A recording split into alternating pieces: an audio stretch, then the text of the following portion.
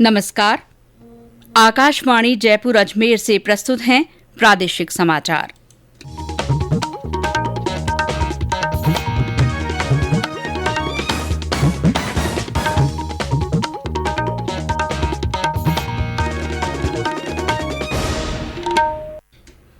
मुख्य समाचार। राज्य में सुचारू बिजली आपूर्ति के लिए तात्कालिक और दीर्घकालीन कार्य योजना पर मंथन। प्रदेश में 82% से अधिक योग्य लोगों को कोविड के दोनों टीके लगाए गए। 46% पात्र लोगों को प्रिकॉशन डोज लगाई गई।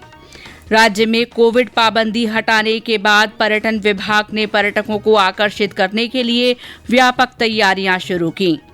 प्रदेश में सूखे की स्थिति का आकलन कर केंद्र सरकार का अंतर मंत्रालयिक दल दिल्ली लौटा। और राज्य में बाघ संरक्षण और संवर्धन के प्रयासों से बाघों का कुनबा बढ़ा। समाचारों के साथ मैं शीला चावला। कोरोना वायरस के नए स्वरूप ओमिक्रॉन को देखते हुए आपसे अपील है कि सतर्क रहें और पूर्ण टीकाकरण कराएं। 15 से 18 वर्ष के किशोरों और अन्य लोगों के टीकाकरण में भी मदद करें। सुरक्षित रहने के लिए कृपया 3 सरल उपायों का पालन अवश्य करें। मास्क लगाएं, 2 गज की सुरक्षित दूरी बनाए रखें, हाथ और चेहरा साफ रखें। कोविड से संबंधित किसी भी जानकारी और मार्गदर्शन के लिए राष्ट्रीय हेल्पलाइन नंबर 1075 पर संपर्क करें। और अब समाचार विस्तार से। खान और ऊर्जा विभाग के अतिरिक्त मुख्य सचिव डॉक्टर सुबोध अग्रवाल ने कहा है कि राज्य में आसन्न कोयला संकट के बावजूद प्रदेश में विद्युत आपूर्ति की सुचारू व्यवस्था बनाए रखने के लिए तात्कालिक और दीर्घकालिक कार्य योजना तैयार की जा रही है। आज एक उच्च स्तरीय बैठक में उन्होंने बताया कि छत्तीसगढ़ की कोयला खदानों में खनन की स्वीकृति मिलने में हो रही देरी को देखते हुए मुख्यमंत्री अशोक गहलोत स्वयं के स्तर पर नियमित समीक्षा कर रहे हैं। इस संबंध में ऊर्जा मंत्री भंवर सिंह भाटी और डॉक्टर अग्रवाल ने दिल्ली में केंद्रीय ऊर्जा मंत्री आर.के. सिंह, रेल मंत्री अश्विनी वैष्णव और कोयला सचिव के साथ मिलकर राज्य का पक्ष रखा है। उन्होंने बताया कि केंद्र सरकार के स्तर पर उच्च स्तरीय चर्चा सकारात्मक रही है और केंद्र सरकार ने सभी संभावित विकल्पों पर सहयोग का विश्वास दिलाया है।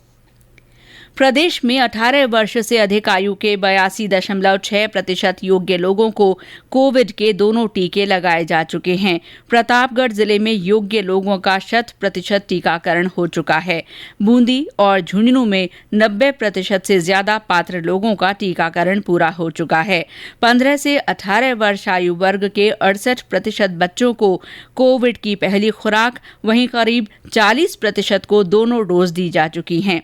राज्य के 46% योग्य लोगों को प्रिकॉशन डोज भी लगाई जा चुकी है। देश में अब तक 174 करोड़ 64 लाख से अधिक कोविड टीके लगाए जा चुके हैं। केंद्रीय स्वास्थ्य मंत्रालय ने बताया कि कल 37,86,000 से अधिक टीके लगाए गए। देश में कोविड के सक्रिय रोगियों की संख्या घटकर 3 लाख से कम हो गई है। पिछले 24 घंटे में 66,254 लोग कोविड से स्वस्थ हुए, जबकि नए मामलों की संख्या 25,920 रही। इस तरह अब कोविड के सक्रिय रोगियों की संख्या 2,92,000 रह गई है। कोविड से स्वस्थ होने की दर अब बढ़कर 98.12% हो गई है। प्रदेश में मिशन इंद्रधनुष 4.0 के पहले चरण में लक्ष्य से अधिक टीके लगाए गए हैं। स्वास्थ्य विभाग ने बताया कि राज्य के 23 जिलों में 7 फरवरी से शुरू हुए नए चरण में 4,651 विशेष सत्र आयोजित किए गए। इस दौरान 36,000 से ज्यादा बच्चों और गर्भवती महिलाओं को टीके लगाए गए। अभियान का दूसरा चरण 7 मार्च से शुरू होगा। प्रदेश में हाल की स्कूल बस दुर्घटनाओं के मद्देनजर यातायात पुलिस ने विशेष अभियान शुरू किया है। राज्य पुलिस की यातायात शाखा ने पूरे राज्य में 25 फरवरी तक विशेष अभियान चलाकर बाल वाहिनियों की गंभीरता से जांच कराने के निर्देश दिए हैं। ये समाचार आकाशवाणी जयपुर अजमेर से प्रसारित किए जा रहे हैं। समाचार अभी और भी हैं, लेकिन पहले कोरोना जागरूकता संदेश। चलो मिलकर एक शुरुआत करें,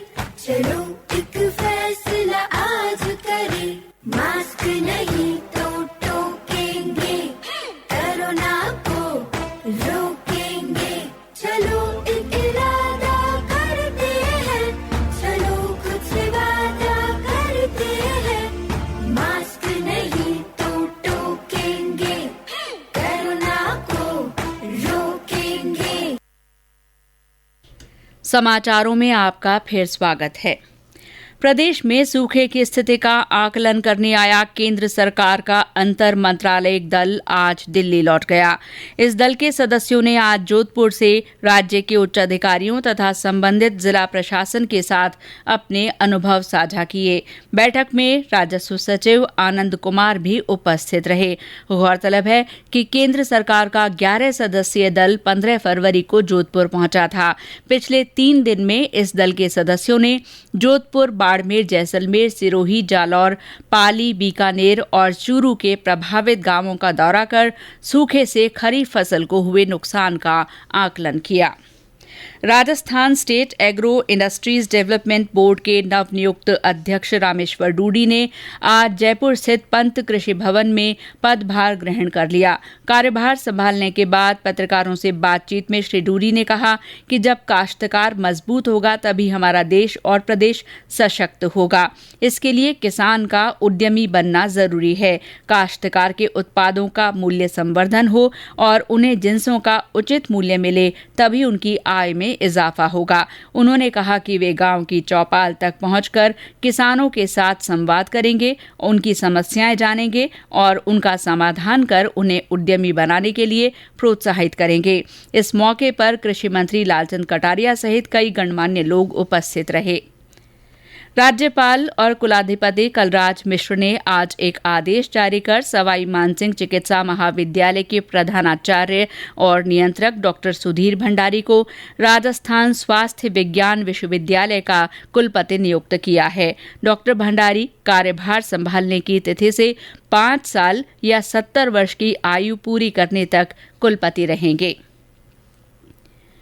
प्रदेश में कोविड पाबंदियों को हटाए जाने के बाद पर्यटन विभाग ने पर्यटकों को आकर्षित करने के लिए व्यापक तैयारी शुरू कर दी है। इस संबंध में आज पर्यटन मंत्री विश्वेंद्र सिंह ने जयपुर में विभाग के उच्चाधिकारियों की बैठक ली। पर्यटन मंत्री ने अधिकारियों से कहा कि आगामी मेलों और उत्सवों को देखते हुए प्रभावी विस्तृत रूपरेखा तैयार करें। साथ ही मीडिया कैंपेन और सोशल मीडिया के माध्यम से इनका प्रचार प्रसार भी करें। बैठक में पर्यटन के आगामी मीडिया कैंपेन की प्रभावी ब्रांडिंग, जैसलमेर में बॉर्डर टूरिज्म की प्रगति और आगामी मेलों, उत्सवों और राजस्थान दिवस की तैयारियों के बारे में चर्चा की गई। भरतपुर का 289वां स्थापना दिवस कल मनाया जाएगा।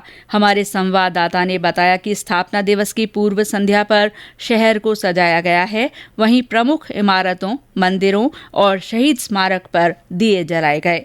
स्थापना दिवस कार्यक्रमों का कल समापन होगा। जिला प्रशासन और लोहागढ़ विकास परिषद की ओर से मनाए जा रहे स्थापना दिवस समारोह के तहत बांके बिहारी मंदिर में श्रृंगार आरती का भी आयोजन किया गया।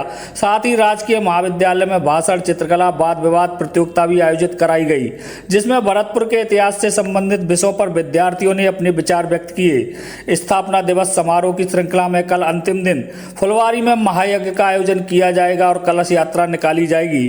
बाद में विश्वप्रिय शास्त्री पार्क में राजस्थानी और ब्रज के कलाकारों द्वारा सांस्कृतिक कार्यक्रमों की प्रस्तुति दी जाएगी। शिव कुमार वशिष्ठ, आकाशवाणी समाचार, भरतपुर। सवाई माधोपुर में नेहरू युवा केंद्र की ओर से आत्मनिर्भर भारत अभियान के अंतर्गत डिजिटल साक्षरता कार्यक्रम का आयोजन किया जा रहा है। इसके तहत जिले के विभिन्न स्थानों पर आज युवाओं और आमजन को डिजिटल लेन देन के फायदों के बारे में जानकारी दी गई। प्रदेश में बाघ संरक्षण और संवर्धन के लिए किए जा रहे प्रयासों के कारण बाघ, बाघिनों और उनके शावकों की संख्या 107 तक पहुंच गई है। सबसे ज्यादा 72 बाघ रणथंभौर अभ्यारण्य में हैं, जिनमें से 23 बाघ, 30 बाघिन और 19 शावक हैं। इसके बाद सरिस्का में 25 बाघ, बाघिन और शावक हैं। इसी तरह रामगढ़ विषधारी अभ्यारण्य, मुकुंदरा हिल्स टाइगर रिजर्व और करौली तथा धौलपुर वन क्षेत्र में 10 बाघ और शावक हैं। इन क्षेत्रों में वन और वन्य जीवों की सुरक्षा के लिए अधीनस्थ स्टाफ के साथ बॉर्डर होमगार्ड और स्थानीय वॉलंटियर्स तैनात किए गए हैं। अलग अलग स्थानों पर पेट्रोलिंग रूट के मिसिंग लिंक और संवेदनशील स्थानों पर नई चौकियां बनाने का काम किया गया है। साथ ही ई सर्विलांस टावर और ड्रोन कैमरों का उपयोग कर वन क्षेत्रों की मॉनिटरिंग की जा रही है। बाघों के बढ़ते हुए कुनबे को ध्यान में रखते हुए दीर्घकालीन योजना बनाने के वास्ते विशेषज्ञ समिति का गठन भी किया गया है। धौलपुर जिले के मचकुंड तीर्थ स्थल पर इस बार बड़ी संख्या में प्रवासी पक्षी डेरा डाले हुए हैं। इनमें रेड पोचर्ड सबसे अधिक हैं। पर्यटकों को भी ये परिंदे अपनी अठखेलियों से आकर्षित कर रहे हैं। और ब्यौरा हमारे संवाददाता से।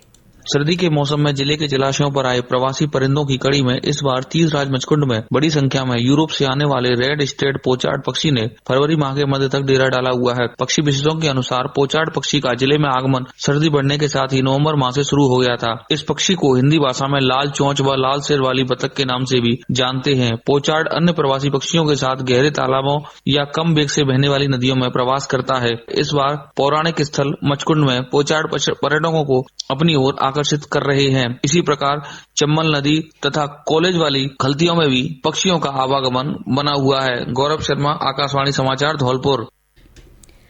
जयपुर और सीकर में आज भूकंप के हल्के झटके महसूस किए गए। इस दौरान लोग घरों से बाहर निकल आए। मौसम विभाग के अनुसार रिक्टर पैमाने पर भूकंप की तीव्रता 3.8 दर्ज की गई। भूकंप का केंद्र सीकर का देवगढ़ रहा। उदयपुरवाटी, फतेहपुर, लक्ष्मणगढ़ समेत कई अन्य स्थानों पर भी लोगों ने हल्के झटके महसूस किए। हल्के झटकों से किसी तरह के जान माल के नुकसान की खबर नहीं है। और अब मौसम। प्रदेश के ज्यादातर हिस्सों में दिन और रात के तापमान में बढ़ोतरी से सर्दी का असर कम हो गया है। वहीं दिन में गर्मी का एहसास होने लगा है। राज्य में ज्यादातर जिलों में रात का तापमान 10 डिग्री से ऊपर दर्ज किया गया। पश्चिमी जिलों में न्यूनतम तापमान 15 डिग्री के करीब पहुंच गया है। वहीं कुछ जिलों में अधिकतम तापमान 30 डिग्री सेल्सियस से ऊपर हो गया है। मौसम विभाग के निदेशक राधेश्याम शर्मा ने बताया कि पश्चिमी विक्षोभ के असर से आज बीकानेर संभाग में कुछ स्थानों पर हल्की बारिश की संभावना है। और अंत में मुख्य समाचार एक बार फिर। राज्य में सुचारू बिजली आपूर्ति के लिए तात्कालिक और दीर्घकालीन कार्य योजना पर काम किया जा रहा है। प्रदेश में 82% से अधिक योग्य लोगों को कोविड के दोनों टीके लगाए गए हैं। 46% पात्र लोगों को प्रिकॉशन डोज लगाई जा चुकी है। प्रदेश में कोविड पाबंदी हटाए जाने के बाद पर्यटन विभाग ने पर्यटकों को आकर्षित करने के लिए व्यापक तैयारियां शुरू कर दी हैं। प्रदेश में सूखे की स्थिति का आकलन कर केंद्र सरकार का अंतर मंत्रालय एक दल दिल्ली लौट गया है। और राज्य में बाघ संरक्षण और संवर्धन के प्रयासों से बाघों का कुनबा बढ़ा है। इसके साथ ही प्रादेशिक समाचार बुलेटिन समाप्त हुआ। नमस्कार।